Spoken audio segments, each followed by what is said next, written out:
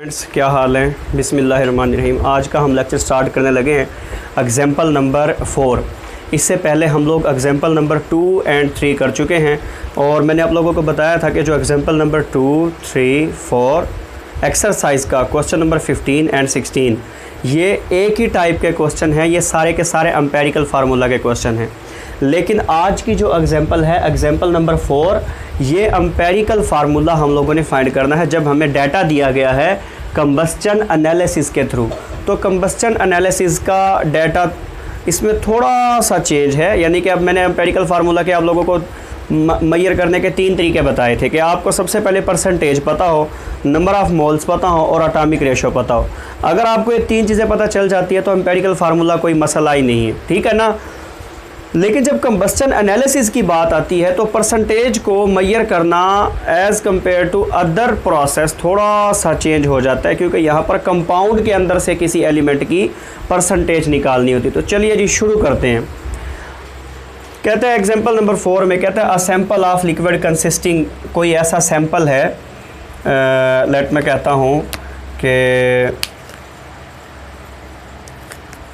हूँ कि ये कोई सैम्पल है हमारे पास, ठीक है। कहता है अ सैम्पल ऑफ लिक्विड, और ये लिक्विड सैम्पल है consisting carbon, hydrogen and oxygen. इस सैम्पल के अंदर कार्बन, हाइड्रोजन एंड ऑक्सीजन हैं, मौजूद हैं। Was subjected to combustion analysis, जब इस कंपाउंड को कंबस्चन एनालिसिस में भेजा गया तो इससे हमें मिला, क्या मिला, इससे हमें मिला मैस ऑफ कार्बन डाइऑक्साइड। तो जो कार्बन डाइऑक्साइड जनरेट हुई वो हुई 1.039 ग्राम। मैस ऑफ वाटर जो कंबस्चन एनालिसिस से हमें मिला वो था 0.6369 ग्राम। और जो मैस ऑफ कंपाउंड, इस कंपाउंड का जो एक्चुअल में जो मैस था वो था 0.5439 ग्राम। यहाँ एक बात बड़ी इंटरेस्टिंग है कि जो मैस था ना वो था 0.5439 ग्राम, जबकि जो प्रोडक्ट्स आए हैं अब उनका मैस आप देखें वो ज़्यादा हो गया, 1.039 ग्राम, 0.6369 ग्राम। इसकी क्या वजह है? देखो, इसकी वजह ये है क्योंकि यहाँ पर कंबस्चन एनालिसिस में ऑक्सीजन हम खुद से प्रोवाइड कर रहे होते हैं, क्योंकि बर्निंग होती है ना, तो ऑक्सीजन खुद से प्रोवाइड करते हैं, जिसकी वजह से जो प्रोडक्ट्स का मैस है वो ज़्यादा हो जाता है। तो चले अब हम शुरू करते हैं। हमने तो एम्पेरिकल फार्मूला फाइंड करना है। एम्पेरिकल फार्मूला के लिए सबसे पहली बात मैंने आप लोगों से क्या डिस्कस की थी कि आप लोगों को परसेंटेज पता हो, ठीक है। तो परसेंटेज ऑफ कार्बन हम मालूम करेंगे। परसेंटेज ऑफ कार्बन के लिए हम क्या करेंगे, कार्बन डाइऑक्साइड का कितना मैस मिला। कार्बन डाइऑक्साइड का मैस हमें जो कंबस्चन एनालिसिस से मिला था वो था 1.039 gram, divided by mass of compound 0.5439।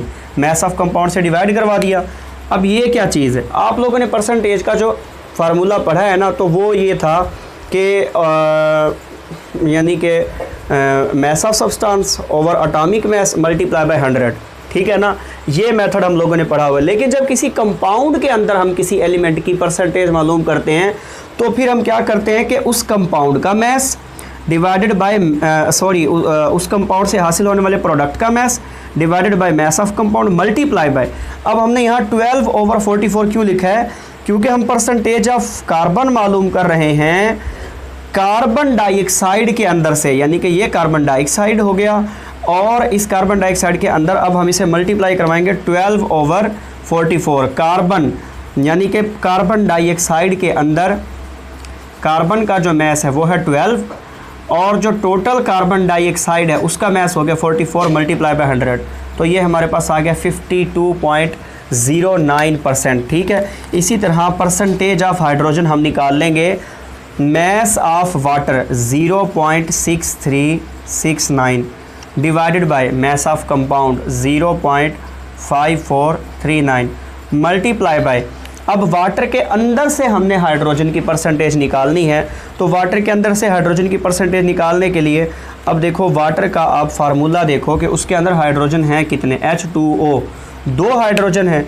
तो फिर एक हाइड्रोजन का जो है एटॉमिक मैस वो होता है 1.008, 2 हाइड्रोजन के लिए हो जाएगा 2.016 डिवाइडेड बाय वाटर का जो टोटल मोलर मैस है दैट इज़ 18 ग्राम, ठीक है। और मल्टीप्लाई बाय 100। जब इसको 100 से मल्टीप्लाई करवाएंगे तो कैलकुलेटर पे जब आप इसका जवाब देखेंगे तो वो आपको मिलेगा 13.11%। अब ये हमारे पास परसेंटेज ऑफ कार्बन आ गया, परसेंटेज ऑफ हाइड्रोजन आ गया, परसेंटेज ऑफ ऑक्सीजन अब हम डिफरेंस मेथड से मालूम करेंगे। उसकी क्या रीज़न है?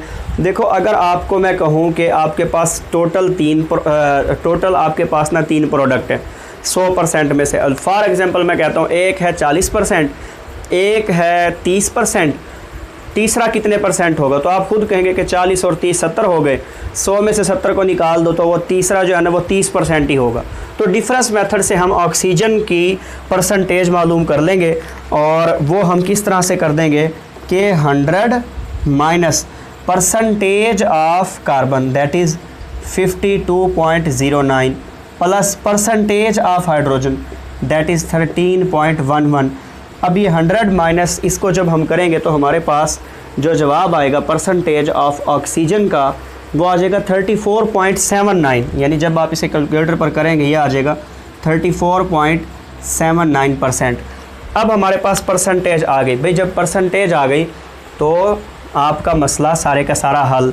आगे तो आप लोग खुद ही कर लेंगे, मुझे तो आगे समझाना भी नहीं चाहिए, क्योंकि परसेंटेज के बाद आपको पता है क्या करना है, नंबर ऑफ़ मोल्स फाइंड करने हैं और एटॉमिक रेशो।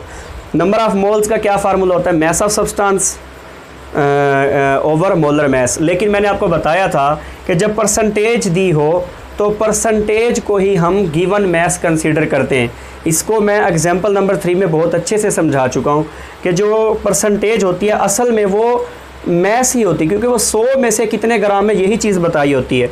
तो मोल्स ऑफ कार्बन हम किस तरह निकाल लेंगे?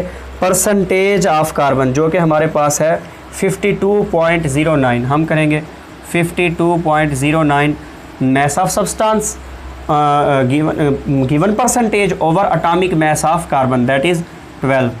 तो ये जब हम डिवाइड करेंगे 52.09 को जब हम 12 से डिवाइड करेंगे तो हमारे पास आंसर आएगा 4.34 मोल्स। ठीक है, फिर moles of hydrogen, moles of hydrogen हम निकाल लेंगे given percentage 13.11 divided by atomic mass of hydrogen. अब यहाँ पे आपने 1.008 लिखना है, यहाँ आपने 2.016 नहीं लिखना जैसे हम लोगों ने यहाँ पर लिख दिया था। यहाँ हम वाटर के अंदर से निकाल रहे थे और वाटर के अंदर तो 2 हाइड्रोजन थे, इसलिए यहाँ पे 2.016 लिखा था। यहाँ हम सिर्फ एक हाइड्रोजन की बात कर रहे हैं तो हम यहाँ लिखेंगे 13.11 ओवर 1.008। इसका जो जवाब है वो आ जाएगा हमारे पास, मोल्स ऑफ हाइड्रोजन हमारे पास आ जाएंगे 13.01 मोल्स। और moles of oxygen, moles of oxygen हमारे पास हो जाएंगे गिवन परसेंटेज यानी कि 34.79 divided by atomic mass of oxygen that is 16। इसको जब हम डिवाइड करेंगे तो हमारे पास जवाब आएगा 2.17 मोल्स। मोल्स आ गए। मोल्स के बाद एटॉमिक रेशो, आपको पता है एटॉमिक रेशो हम किस तरह से निकालते हैं कि जितने भी एलिमेंट्स आए हैं उनके जो हमने मोल्स देखे, जो स्मॉलेस्ट मोल है उसको हम तमाम एलिमेंट्स के मोल्स से डिवाइड कर देते हैं। इस तरह से हमारे पास एटॉमिक रेशो आ जाती है। तो कार्बन के हमारे पास मोल्स आए 4.34 रेशो, हाइड्रोजन के मोल्स आए 13.01, ऑक्सीजन के मोल्स आए 2.17। तो सबसे स्मॉलेस्ट जो मोल है वो है 2.17, तो हम इसे भी 2.17 से डिवाइड करवा देंगे, इसे भी 2.17 से और इसे भी 2.17 से, और इसके जो जवाब आएंगे वो हमारे पास आएगा, इसका जवाब आ जाएगा हमारे पास 2:6:1। तो फाइनली हमारे पास वो जो भी सैंपल था, वो जो सैंपल था उसका एम्पेरिकल फार्मूला हमारे पास क्या आ जाएगा, उसका एम्पेरिकल फार्मूला वो हमारे पास हो जाएगा C2, 2 कार्बन हैं, C2H6O। ये हमारे पास जो है ना एम्पेरिकल फार्मूला आ जाएगा। उम्मीद है आप लोगों को समझ आ गया होगा। आज की वीडियो में ज़रा आपको शोर सुनाई दे रहा होगा क्योंकि गर्मियों का मौसम आ गया है, तो इस चीज़ को आप बर्दाश्त करें, ठीक है। और बाकी तमाम न्यूमेरिकल्स हम लोगों ने करने हैं इंशाल्लाह बहुत जल्द। तो स्टे कनेक्टेड, आप कनेक्टेड रहिए। चैनल को आप सब्सक्राइब कर दें। वीडियो अगर अच्छी लगी है तो उसको लाइक करें, कमेंट करें। Thank you very much and अल्लाह हाफिज़।